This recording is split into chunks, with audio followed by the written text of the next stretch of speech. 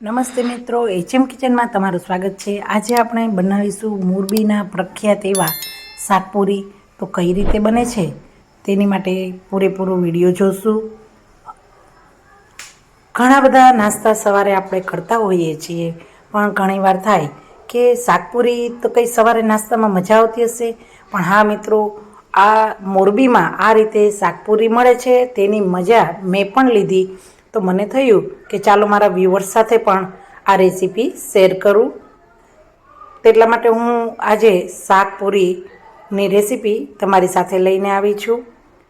અહીં મિત્રો, હું તમારી માટે વિડીયો બનાવું છું, તો તમે પણ મારી ચેનલને લાઈક કરી દો, શેર કરી દો, અને નવા આવ્યા હોય તો સબસ્ક્રાઈબ અચૂક કરી દો।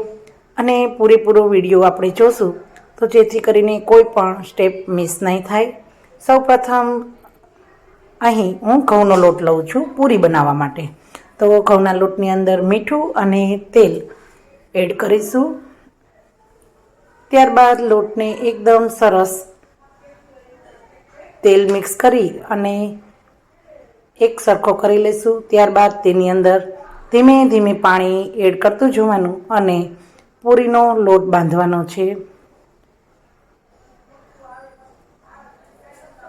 પૂરીનો લોટ પણ એવો બાંધવાનો કે વધારે નરમ પણ નહીં અને વધારે કઠણ પણ નહીં, જેથી આપણું તેલ એમનેમ રહે। જો વધારે પૂરીનો લોટ ઢીલો થઈ ગયો હશે તો તમારું તેલ બધું જ બળી જાય અને પૂરીમાં ચીપચીપી થશે।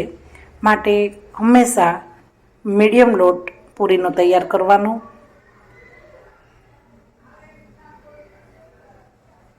આપણે રોટલીનો લોટ કરીએ છીએ તો રોટલીના લોટમાં અટામણની જરૂર પડે છે, જ્યારે પૂરીમાં અટામણની જરૂર ના પડે તે રીતે પૂરીનો લોટ તૈયાર કરી લેવાનો।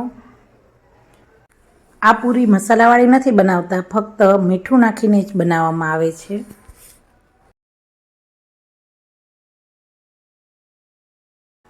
હવે થોડું તેલ લઈ અને લોટને સરસ મસળી લેવાનો છે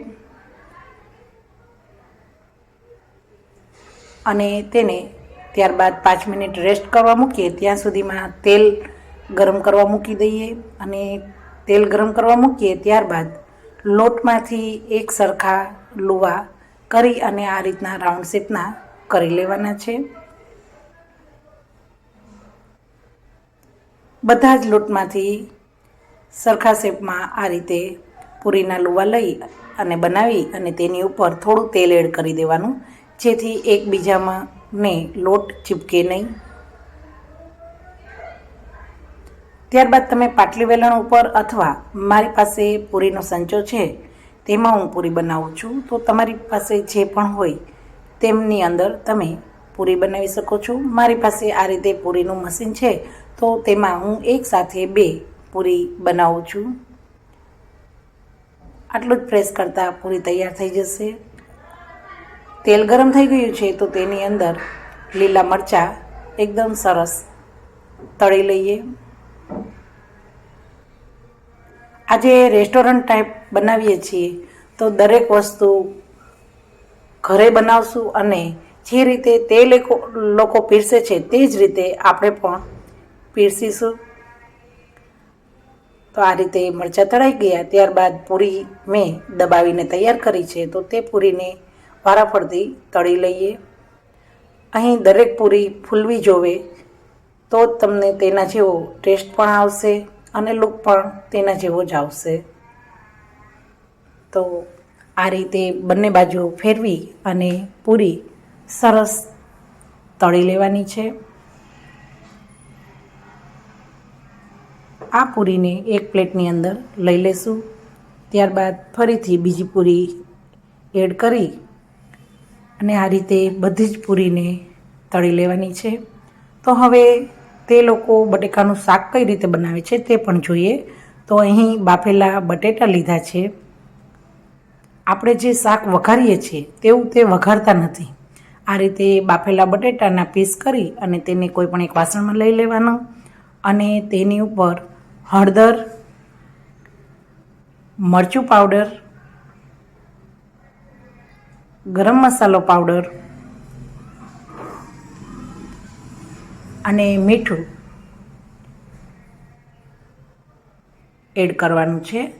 તો આટલી જ વસ્તુ એડ કરવાથી શાક તૈયાર થઈ જશે. હવે જે મસાલા છે તેની ઉપર જે પૂરી તળી હતી તેનું ગરમ ગરમ તેલ એડ કરવાનું છે. ગરમ તેલ એડ કરવાથી મરચું એકદમ સરસ કલર પકડી લેશે અને એકદમ સરસ તૈયાર થઈ જશે. ત્યારબાદ તેને આ રીતે મિક્સ કરી લેવાનું. મને થોડું લાલ મરચું ઓછું લાગે છે તો થોડું ઉપરથી ફરીથી મરચું એડ કરી દઈએ. એકદમ ત્યાં જેવા જ બટેટા તૈયાર થઈ ગયા છે. તેને કોથમરીથી ગાર્નિશ કરી દઈએ. આટલી ઇઝી શાકપુરી તૈયાર થઈ જાય છે. તો મિત્રો છે ને એકદમ ઇઝી અને સરળતાથી સવારનો નાસ્તો બની જાય તે રીતનો નાસ્તો છે. તો એક પ્લેટની અંદર પૂરી લઈએ.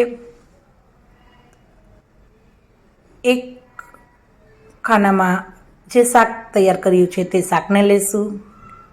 શાકપુરીની સાથે ખાવા માટે લીલા મરચાં એડ કરીએ.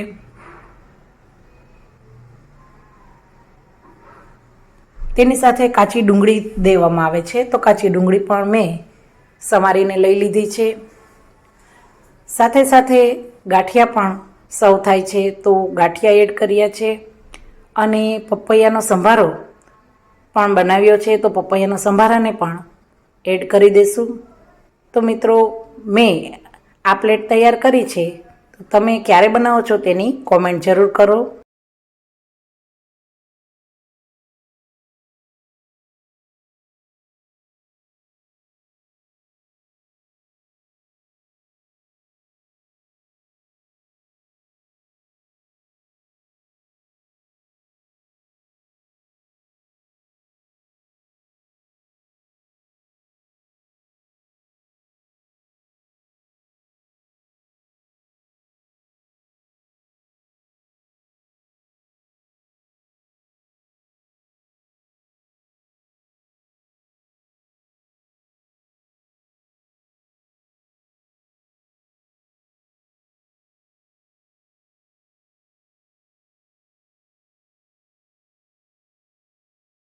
કોમેન્ટ કરીને મને જરૂર જણાવો કે તમને આ આઈડિયા કેવો લાગ્યો.